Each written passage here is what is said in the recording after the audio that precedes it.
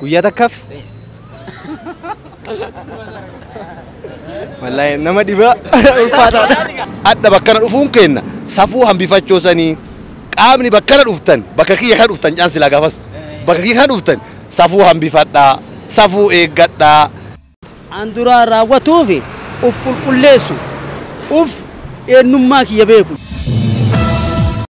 السلام عليكم ورحمة الله وبركاته عشما كم جرتو دعوتو تكينيا كبجمو جالتمتو تورتفتو تعملتن تي في بكجر تمرتو نجين ربي سناقاو كون كوبي أوي شو عملتن تي في راخني سنيف ضرب ترباني Guyyaa tokko سنيف دياتا كوبي وان أوي شو كيسا كون كوبي أفرقاتي كوبي أفرقا كينيا هرا كيساتي ممتدوري غرغرا كاسودان كراتاسو منام نكوبانو هنك أبني ولت نفني يادا كينيا إلال كينيا وان توكو أمنو أكسو محالا عمل كينيا يرو إتي والك ormaanudha jireenya keenya keessatti mudannoolee jiran tokko kaasnee bohaarsaa barsiisaa bifa piraankiitiin isiniif dhiyeessinaa jechuudha. Egaa qopheessee kan isiniif dhiyeessu an obboleessa keessan Awwii Kadiir akkasuma keessa kaameraa Jibriil isaa wajjin ta'uudhaan bohaartii tana isin biraan ga'u jirraa isinillee mana keessan keessa teessanii Hamilton TV banachuudhaan kan hordofaa jirtan qophii Awwii Show ta'uun dagatinaa isiniin jenna. Kanaaf hanga dhumaatti nu wajjin turtii gaarii isiniin jenna. Akkuma duree irratti isiniif himuu yaaletti ku qophii fargaati isiniin jedhee jira waan isin hunda ilaallatu waan ta'eef itti hirmaattu jechuudha. Gaafiiwwan bohaartii gaggabaaboo ta'an qabadhee isiniif dhiyaadhee jira. Gaafiin duraalleen akkana jetti muummicha ministeera biyya kanaa guyyaa tokkoof osoo taate dursitee maal raawwattaa waan jedhu as keessatti waan keessa keenya jiru ol baafannee dubbanna. Walumaa galatti fedhii ummata keessa jiru hawaasni biyya tokko mootummaa biyya isaa bulchuu irraa akka lammiitti akka amantiitti akka sabaatti waan ofii gochuu barbaade gochuu hin dandeenye tokko akka isaaf godhamu waan barbaadu waan haajamu hedduutu jira. Walumaa galatti rakkoowwan jiran kamuu furuufis ta'ee qaawwa jiru cufuudhaaf hireen guyyaa tokkoo fi muummicha ministeera biyya kanaa ta'uun sii kennamte dursitee maal raawwattaa gaafii jettuun bifa bohaartiitiin shaa jechaa hundi keenya waan keessa keenya jiru kan ittiin ol baafannuudha jechuudha. Kanaaf namuu yaada garagaraa qaba hundaafuu bohaaraa yaada wal jijjiiraa walirraa barannaa jechuudha. Isinis mana keessas ta'ee ala bakka jirtan kamuttuu gaafiiwwan an asiif isiniif kaasuu hundarratti hirmaataa turtii warra gaafiiwwan kan irratti hirmaatan wajjin goonuun bohaaraa isiniin jedha. Amma daawwattoota keenya mee amma bakka amma jirru kanarraa gara magaalaa isin baasaa daqiiqa muraasa booda walitti deebina.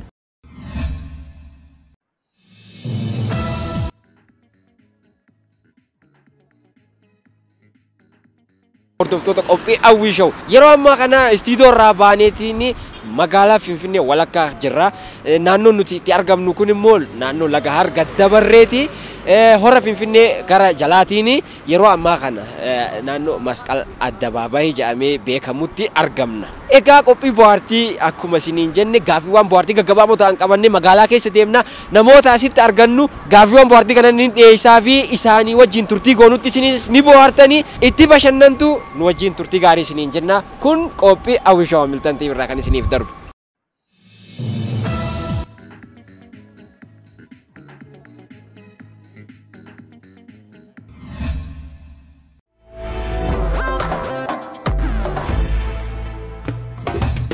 Assalamu alaikum warahmatullahi wabarakatuh. Daawwattoota keenya kabajamoo yeroo ammaa kana istiidiyoo irraa baanee dursee waan irraa wadhu rakkoo ilmaan Oromoo hiiku tokko fakkeenyaaf abbaa biyyummaa dhugoomsu sababni kana filattee magaalaa biyya keenya Dursitee odoo carraa gaaf tokkoof muummicha ministeera biyyattii tanaa ta'uuf carraan osoo naaf kenname dura ofan ta'a namni dura of ta'uu barbaachisa waan ta'e. Hordofoo goftee osoo hin ta'in akka qabsoon kun bakka ga'u nyaata dhiifnee guyyaa sadifaa mana mootummaa kan Ingiliz durattis beetiin beeka. Kun bakka sun dhagite bakka taaksiin jiru sun bakki sun bakka ummanni qeerroon keenya itti dhaaname lafa gadhiitane jechuudha. Kiskisiin nu kasakkasanne lafa santi caammaa kisikisiidhaan saniin achin nu kasakkasan. Kanaan yaadatta jechuudha. Yaadadha jiruutiya keessatti waan hin banne. Handhuura Oromiyaa biyya abbaa kiyya si utubaan biyya Finfinneen teenyumaa tan Oromooti. Awwaan hin jenne jedheen jedhu kan jette naan jedhe natti as fidaa hin jenne jedhaa jette naanaa jedhu. Yaaluun bareeda. Waan hin jenne jedhinaan hin jedhu. Kan jedhe jedhee kan jedhe hin jedhu. Namni biraa kan yaadu jira. Kan biraa. Awwaan hin jenne jedheen jedhu kan jette naan jenne natti as fidaa hin jenne jedhaa jette naanaa jedhu. Ani waan hin jenne jedhe naan hin jedhu waan jette naan jedhan immoo natti as fida. Awwaan hin jenne jedheen jedhu kan jette naan jedhe natti as fidaa hin jenne jedhaa jette naanaa jedhu. Allahumma salli. Jechoonni sabni biraan irraa ergifatan afaan Oromoo keessaa addunyaan humtiyyuu kan ergifatte guddifachaa fa'i warri adiis warri gurraachis kan ergifatanii inni lammaffaan immoo fayyidaa sangaa barcuma kanaaf waan baay'ee nurraa ergifatanii jechuudha hedduu tarreessinee fixuu hin dandeenye. Qophiiwwan Awwii Show keessaa kun qophii of argaati.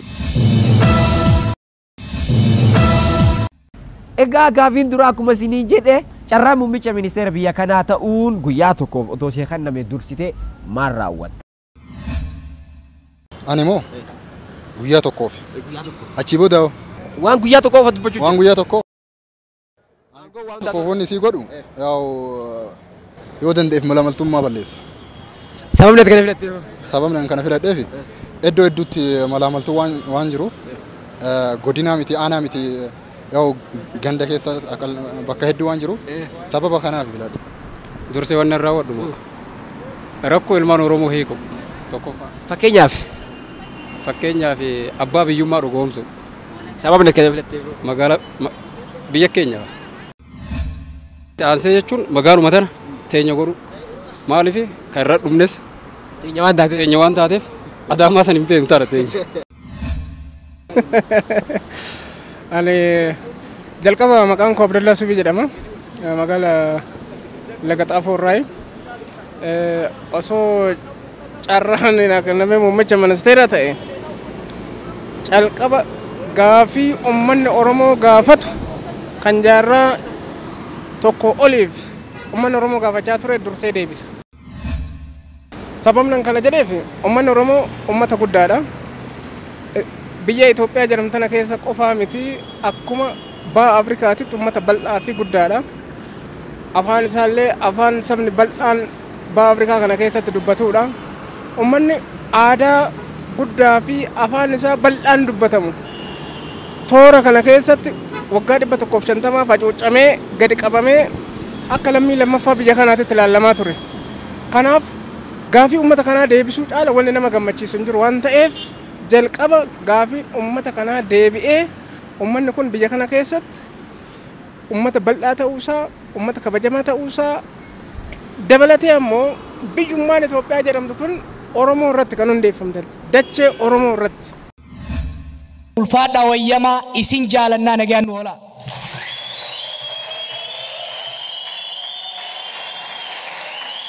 Waltajjii akkana harkadhee ilmaan Oromoodhaa kan sagalee fi fuula wal baynu wal harkuu kiyyaaf hedduu gammadaa keessattuu kabajamtoota Oromoof waa hojjetan akka Dr. Trevor Truman. Egaa jidduudhaan viidiyoo muraasa takka daawwattanii jirtanii viidiyoon kun asiin dura biyya alaatti waraabamee irraayi waggaa 5 akkan dura waan ta'uudha. Namni isin agartan kun nama aartii jabaa tokko maqaan isaa Boonii Gadaa naannoo kanatti argadhe isallee bilisummaan fageenyarraa obboleeyyan keenya kan dura fagoo nurraa jiran hedduudha walitti nu fiddee kanaaf hedduu natti tolurraayi. Egaa daawwattoota keenya kabajamu gaafima amma isiniif dhiyeessaa ture isaafillee dhiyeessaa duraan dursa naannoo kanatti argachuu kiyyaaf hedduu natti tole. Carraa muummicha ministeera biyya kanaa ta'u guyyaa tokko otoo ishee kennamte dursitee maal raawwatta? Wanni inni godhu siyaasaan haa ta'u diinagdeen haa ta'u uummanni biyyattii tana keessa jiru mirga wal qixa qabaachuu sana irratti hin tattaafatu. Sababni isin kana filattaniif? Kanaan dura hin turre egaa carraan sun waan uummataaf hin turiniif anillee amma carrumsanii hin dhufeeti kanaafuu carraa hin dhufe kanaan wal qabataa waan ta'eef hangaan danda'utti waan kana akka guddatee bakka ga'uuf tattaafadha jechuudha. Dursa kan hin raawwadhu gaafii uummata bal'aadha. Mootummaa tokko qabee kan jiru uummata bal'aa waan ta'eef Uummanni bal'aan sun maal gaafachaa jira gaaffiin isaa maalidha kan jedhu irratti gaaffii san hundaa'ee fakkeenyaaf akka uummata Oromoo yoo ilaalle uummanni Oromoo jaarraa baay'eedhaaf gaaffii mirga abbaa biyyummaa gaafachaa ture. Mirga gaaffii afaan Oromoo afaan hojii akka ta'u gaafachaa ture. Itoophiyaa jechuun Oromiyaa jechuudha. Kanaaf isa kana irratti dafee riisarchii hojjechuun qaba jechuudha. Qaba an Oromoodha. Oromootu na beeksituun taane inni keessa koo jiru immoo Oromummaadha jechuudha. Wallahi carraa san yoo kaargadhu taate gaaffii sabaaf sablammootaa deebisuudha. Gaaffii Oromoon gaaffii guddaa qabu ni beekama. Kanaaf osoo carraa san argadhe gaaffii saba Oromoo deebisu. Saba Oromoo qofaa miti sabaaf sablammoota. Carraan adoonaa kenname yeroo jalqabaatiif Guyyaa takkaaf sa'aatii 24 keessatti biyyaa kan fiidee jaaruu ni dandeessi. Aangoo waa hundaas harka jirti. Maal dalaydda Dursitee ati? bilisummaa uummata kiyya mirkaneessa. Yeroon gaafatu kun waa yeroo gaafatu miti. Achi deemsi kototalleen gaafatu. Senedan gaafatu. Wanti senedan gaafanne bilisummaa lammii kiyyaa duraan durse isa ibsu. Galatoomii haa ta'u carraa fi hawwiin abdiif daangaan qabu. Akkuma ati jette carraa ministeera muummicha biyya kanaa toon argadhee guyyaa tokkoof toon argadhee waan saba kanaaf ta'u yeroon qabu keessatti sa'a 24 keessatti dalagee darbu. Fakkeenyaaf mirga abbaa biyyummaa Finfinnee keessatti Oromoon qabu sa'a 24 keessatti waan mirkanaa'u qabu mirkaneessee darbu. Sababni an kan filadhee fi Finfinneen jiddugala Oromoo qe'ee warra tuulamaa taate waan ormi gamaa gamanaa nama laaluuf. Dursee biyya kana wanta raawwadhu walqixxummaa sabaaf sablammii eegsisee dantaa fi mirga saba tokko otoo hin ilaalin guutummaa guutuutti sabaaf sablammii walqixa mirga isaa eeggate carraa kamiinuu hojjete jiraachuu akka danda'u mirga eegsisa. Sababni isaa nuti ijoollee abbaa gadaa erga taane ijoollee abbaa gadaa ta'uun keenya mirga saba tokko osoo hin tuqin mirga keenyas otoo hin ibsisin mirgaaf dantaa keenya kabachiisne kan kaanis kabajuu yoo dandeenya.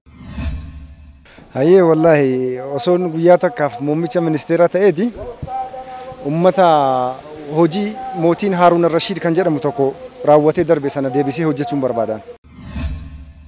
Maaliif mootii aadila ta'e sabaan itoo nama hin qoodin naannummaadhaan osoo nama hin qoodin wallahi nama uumaa kana hunda rabbitu uume jechuudhaan ilaalcha walqixxummaatiin aadilummaadhaan bushaa ture kan akka Sayyidinaa Umar faa aadilummaadhaan mootii aadila ta'anii amantaan ituu gargar hin qoodin qabeenyaan ituu nama hin qoodin hojiiwwan rabbillee jaallatu sana hojjedhee dalagee darbuun barbaada. Guyyaa tokko keessatti miti sa'a tokko muraasa keessatti namni ilaalcha gaarii qabu haasaa gaarii ta'e yoo haase addunyaa mara haasaa gaarii sanatu wal gahaa jechuudha. Ishii gaafii na gaafatuuf dura baay'isee isin galatoomfadha. Galatoomaa isiniin jedha. Mootuu carraa akkasii osoo waan argadhu taate sabaa fi sablammii biyya kana jiru ija tokkoon laaluudha. Hawwiin kiyya. Laaluudha guyyaa takkatti hojiitti akka jijjiiramu guyyaa san fakkeenyaaf guyyaa tokko qabdan jennee raame guyyaa kana waan hunda aangoon waa hundaatu isin harka jirti. Waan feetan diiguu dandeessan ijaaruu dandeessan. Wanni akka isin jalqaba irratti akka dalagamu feetan maal? Islaamummaan akka iddoo qabattuudha. Maaliif taanaan islaamummaa tanatu wanti marti isirratti gadi dhaabatti. Har'a bicha osoo hin ta'in islaamummaan boruufillee nama gargaarti. Jiruun teenne tuni har'aa tuni gabaabduu waan na taateef namni islaamummaa irra jiru mootu jaannatul firdoosii waan argatuuf jecha hawwiin kiyya saniif jechuu barbaadetti.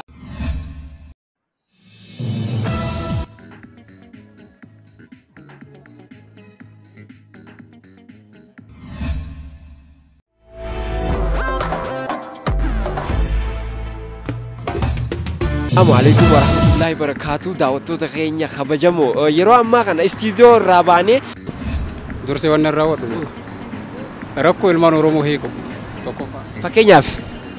Fakkeenyaaf abbaa biyyummaa dhugoomsu. Sababni akka filattee magaalaa biyya keenya.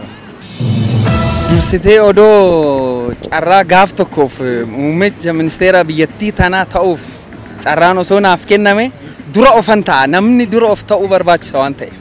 Hordofuu qoftee osoo hin ta'in akka qabsoon kun bakka ga'u nyaata dhiifnee guyyaa sadifaa mana mootummaa kan Ingiliz durattis beetiin beeka. Kuno bakka sun dhagite bakka taaksiin jiru sun bakki sun bakka ummanni qeerroon keenya itti dhaaname lafa gadhiitane jechuudha. Kiskisiin nu kasakkasanne lafa santi caammaa kisikisiidhaan saniin achi nu kasakkasan. Kanaan yaadatta jechuudha. Yaadadha jiruutiya keessatti waan hin banne. Handhuuraa Oromiyaa biyya abbaa kiyya si utubaan biyya Finfinneen teenyumaa tan Oromooti. Awwaan hin jenne jedheen jedhu kan jette naan jedhe natti as fidaa hin jenne jedhaa jette naanaa jedhu. Yaaluun bareeda. Waan hin jenne jedhinaan hin jedhu. Kan jedhe jedhee kan jedhe hin jedhu. Namni biraa kan yaadu. Awwaan hin jenne jedheen jedhu kan jette naan jenne natti as fidaa hin jenne jedhaa jette naanaa jedhu. Ani waan hin jenne jedhe naan hin jedhu waan jette naan jedhan immoo natti as fida. Awwaan hin jenne jedheen jedhu kan jette naan jedhe natti as fidaa hin jenne jedhaa jette naanaa jedhu. Allahumma salli. Jechoonni sabni biraan irraa ergifatan afaan Oromoo keessaa addunyaan umtiyyuu kan ergifatte guddifachaa fa'i warri adiis warri gurraachis kan ergifatanii inni lammaffaan immoo fayyidaa sangaa barcuma kanaaf waan baay'een irraa ergifatanii jechuudha hedduu tarreessinee fixuu hin dandeenyu. Qophiiwwan Awwii Show keessaa kun qophii of argaati. Waalaikum salaam wa rahmatullahi wa barakatuh. Ayyub Yaasin jedhama. Salaaddiin Nasar. Hedduu isin galateeffadha. Qophii Awwii Show Milton TV irraa. Gaaffiiwwan bohaartii takkaan isinii qaba akkami qophiidha? Badhaasa qabna yoo deebiste. Guyyaa tokkoof muummicha ministeeraa biyya kanaa osoo taatanii. Dursitanii maal gootan? Muslima hunda walitti qaba'ee nan gorsa. Qur'aana qaraachuu. Qur'aana akka qaran. Qur'aana akka qaraan godhu. Qur'aana yeroo kaan hin qaraanu? Ni qaraan. Muslima hundaa fi masgida guddaa hojjedha. Masgida guddaa? Atoome? Masgida guddaa nan. Inni masgida jeera gaa inni waan inni jettaa waan biraa hin jiru. Ani namni hunduu markazii tokko nan hojjedha. Markazi Quraana? Maashaallah atamma akkamii qaraana qaraa jirta? Eessa geesse? Juusii 5. Juusii 5? Mee takka keessan nu buusigaa? Kan beekturraa Quraana? القارعة ما القارعة وما أدراك ما القارعة يوم يكون الناس كالفراش المبثوث وتكون الجبال كالعهن المنفوش فأما من ثقلت موازينه فأمه هاوية وما أدراك ما هي نار حامية. ما شاء الله ما شاء الله دوسي قالت فدا جايبا دوسي نجد أكا دفتي قرآن فلس بوست أتو كم قرآن قرأت؟ فتة إجام ما هو كمان ناني قالا أكا كيد أتم guyyaa takkaaf ati maqaan keenya maqaan koo Dajanee Kureen jedhama. Dajaneen guyyaa tokkoof pirezidaantii yookiin muummicha ministeera biyya kanaatii jedhameeti labsame haa jennu. Atini guyyaa kana aangoo waa hunduu si harka jira haa jennu. Dursitee wanni ati raawwattu. Durseeni wanti ani raawwachuu qabu tokko gadi fageenyaan haala uummanni keessa jiru gadi fageenyaan ilaaluudha. Fakkeenya rakkoolee jiran. Rakkoolee jiran. Sun fakkeenyaaf.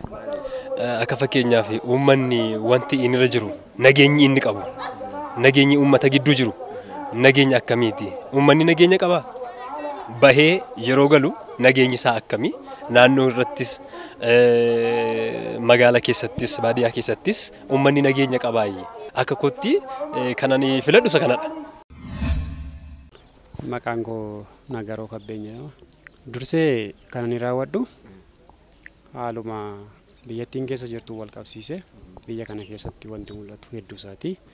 Keessumaayyuu mirga dhala namaa eegsisuu irratti adda dureedhaan kan hojjedhu walqixxummaadhaan. Walqixxummaa. Dursee xiyyeeffannoo guddaadha kan itti kenna kanan jedhu mirga dhala namaa eeguu irratti yoomiyyuu oolee bulee kan yeroo itti hin ta'u. Sababni kana filadhee fi sababa mataa isaa danda'e qaba. Innis maal inni wanta hundarra kan dursu bu'uura kamiyyuu dursee kan mul'atu mirga dhala namaati. Mirgi dhala namaa haga hin eegamnetti tarkaanfiin biraa siyaasa biraa ilaalcha biraa yookiis immoo misooma jennee kan ittiin nuti waan biraa haasawaa biraa keessa gallee sadarkaa itti aanutti darbuudhaaf mirgi dhala namaa, mirgi bilisummaa, mirgi lubbuun jiraachuusaa, mirgi waan kamiitiin bu'uura ta'ee socho'u mirga dhala namaa eegamuurraa bu'uura godhatee yoo socho'e ta'uusaa waan itti amanuuf. Ati guyyaa takkaaf carraan muummicha ministeera biyya kanaa ta'uutu si kennamte guyyaa takka qofaa beeki dursitee maal raawwatte? Guyyaa takkaaf? Wallahi nama dhibaa ulfaataadha. Ana hajiin dhaqa. Hajiin dhaqa haji. Hajiin dhaqa. Akkasii? Hajiin dhaqa carraa qabu fayyadamee. Biyyi si harka jirti, aangoon si harka jirti. Hawaasaaf, uummataaf wanni ati yaaddu maal? Hawaasaaf, uummataaf garuu guyyaa takkatti silaa waan hedduu fa'aa waan guyyaa hedduu fa'aa yaaduu fada. Guyyaa kana diidee ijaaruu ni dandeessa. Maaliin godhe seete? Akkaan guyyaa biraa ka'a. Aangoo kana gadi lakkisanii godha. Taatee. Wanni inni raawwadhu osoo muummicha ministeera ta'e akka biyya kanatti gaafii uummata Oromoo kana deebisuudhaaf qophii. Sababii kana filadheef gaafii hawaasa kaa'umsa uummata keessa waan jiruuf kana yoo deebisee carraa guddaa muummicha sanillee itti fufuu danda'a jechuudha. Dura dursee carraa naa kennuu keessaniif ulfaadhaa jecha lammaffaa deebii keetii osoo hin deemne warra Hamilton TV kana awwalarraa bu'uuressanii eegalanii karaa dheeraa bu'icee keessa deemanii sadarkaa amma ummanni wal argee beekumsa guddaa walirraa baratu kanaan gahee ulfaadhaa galatoomaa namni naman galatoofanne rabbiin illee galatoofachuu hin danda'u waan ta'eef isii dursa. Lammaffaa gaafii keessaniif osoo sa'aatii matakkaafillee yookiin guyyaa takkaafillee muummicha ministeeraa odoo carraan sii kenname maal dalagaa jechuu gaafii keessaniitiif inshaallah muummicha ministeeraa ta'ullee ni yaanna. Maaliif jennaani wanni yaannuufi irra guddaa biyyattii tana akka jirtuun takka godhu. Biyya Itoophiyaa waan jedhamu kana takka godhu. Achi keessatti ammoo saba kalee awwaalame, ka kolaafame, ka miidhame sani miidhaa isaa san zulmii irratti dalagame miidhaa awwaalame sani ol baafnee warra miidhe sanillee gara seeraa dhiyeessu carraan tiyyatanaan. Tasa ta'e odoo karaa deemu jiru waan kan argee gore kanuma kaayyoon teennas odoo muummicha ministeeraa ta'e guyyaa tokkoof sa'aat daqiiqaa takkaaf odoo ka ta'u taate waan dhaamu jira nama kanaaf wanti an godhuu yaadu matarratti sabaa fi sablammii as keessa jiru kana tokko godhu aadaa teenya durii waan taateef abbarraa dhaallee waan taateef Oromoon kun ammachuu beeka fudhachuu beeka bulchuu beeka kunuunsuu beeka guddisuu beeka guddifachaa beekaa mire hujii mateenya durii isii bakka deebisee isiin tanaa jedhee itti mul'isuu fedhaa takka jeeka. Aadaa keenyatu waan sani hujii makeenya guddatu kana Oromummaan tuni asliin isii beeki waa itti dhaabattu qabdi safuu eeggatuu beetti qaama safuun eegganne inni lammata ammoo qaama safuu hin beekne ka odoo bakkana dhufe sabaa sablammii caraggaduu barbaadu awwaaluu barbaadu saniin dhiisa akkasiin godhina safuun zoortee deebiti waggaa 100 fi meeqa jaarraa meeqa ka turre adda bakkana dhufuun kenna safuu hambifachoo sanii qaamni bakkana dhuftan bakka kiyya kan dhuftan caan silaa gaafas bakka kiyya kan dhuftan safuu hambifadhaa safuu eeggadhaa nurraa waa baradhaa jedhan. Muummicha ministeeraa odoo ta'ee carraa tokkoof odoo argattee waan jedhu guyyaa tokkoof odoo argattee waan jedhamuuf sakandii takkaaf odoo argadhe ummataaf ummata oli araarsa. Lammataaf ammoo waan sa'a 24 kana keessatti raawwachuu qaba jettanii murteessitan fakkeenyaaf. An duraa raawwatuufi uf qulqulleessu uf eenyummaa kiyya beeku yoo beeke lammii kiyya beeka waan ta'eef. Odoo yoo sababni kana filatte Oromoo ta'uu kiyyaaf seenaa awwaalamtu waan beekuuf kalee odoo akkana namni nu kaasu jiraate seenaan keenya meeshaan keenya ka duraan dabe haqa awwaalame hedduu jira kanaafuu illee bahuu dhabdu hagana bahuu isiitiif itti gammada guddise. Gaafiin lammaffaan immoo daawwattoota keenyaa kabajamoo yeroo ammaa kana akkuma isin argaa jirtan magaalaa walakkaa keessa deemneetiin obboleeyyan keenya tokko tokko wajjin turtii godhaa jirra. Isinillee itti bohaaraa jirtu jedheetiin yaada. Gaafiin itti aantu ammoo naannoon kun maal jedhama gaafii jettuun dhiyeessaa fi